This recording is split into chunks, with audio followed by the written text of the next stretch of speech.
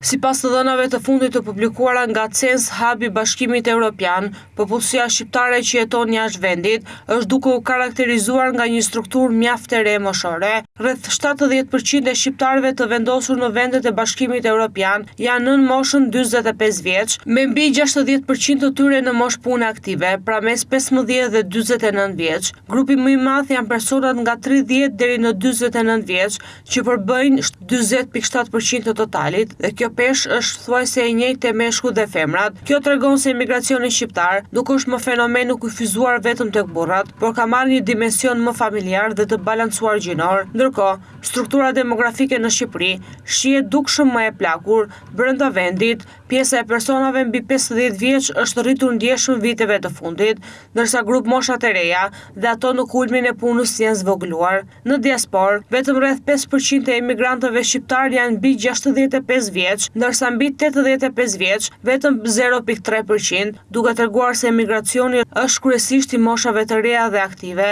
Në të njëjtën kohë, 19% e shqiptarëve jashtë vendit janë nën 15 vjeç, që reflekton praninë e familjeve dhe një vendosje afatgjate jashtë shtetit. Ekspertët demografik nënvizojnë se Shqipëria ka eksportuar në mënyrë disproporcionale fuqinë punëtore të re, duke lënë pas një popullsi të plakur dhe duke rritur sfidat për pensionet, shëndetësinë dhe financat publike. Nga ana tjetër, shqiptarët në emigrim qëndrojnë kryesisht në moshë pune dhe kontribuojnë në ekonomitë e vendeve pritëse. Sipas të dhënave të fundit, 55 deri në 56% e emigrantëve shqiptar janë meshkuj në Gjermani, rreth 53% në Greqi dhe 51% në Itali. Migrimi i shqiptarëve jashtë vendit nuk është fenomen i ri, ai është i dokumentuar që nga shekujt 15-16 dhe vazhdon ende, duke ndikuar thellësisht në aspektet demografike, sociale dhe ekonomike të vendit.